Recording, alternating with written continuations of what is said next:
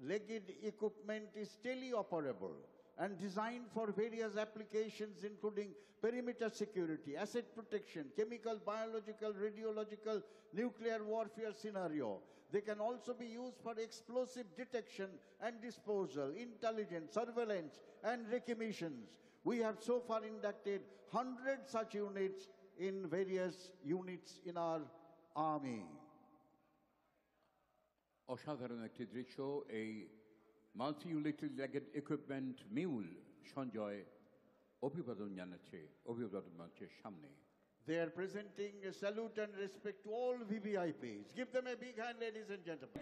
শৌর্যবীর্যের অনন্য প্রকাশে ঐতিহাসিক রেড রোড মুখরিত অনবদ্য শারীরিক ছন্দে ক্ষিপ্রতায় এগিয়ে আসছে 11, 12, 21 এবং 23 প্যারা স্পেশাল ফোর্স কমান্ডো বাহিনী। এইসব জওয়ানদের ভূমিকার অনাঙ্গনে অপরিহার্য। তাদের পরিচয় রেড ডেভিলস, নেতৃত্বে captain Anshuman Singh. Captain Anshuman Singh is leading the Para Special Force.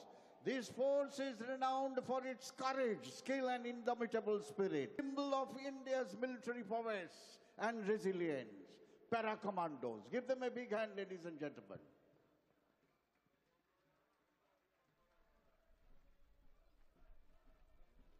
সেনাবাহিনীর জওয়ানদের দৃপ্ত পদসঞ্চারে মুখরিত রেড রোড। অভিবাদন মঞ্চের দিকে এগিয়ে চলেছে পদাতিক বাহিনী, 2nd battalion of 5th Gorkha rifles, নেতৃত্বে লেফটেন্যান্ট কমান্ডার দিলীপ সিং খাঙ্গারোড।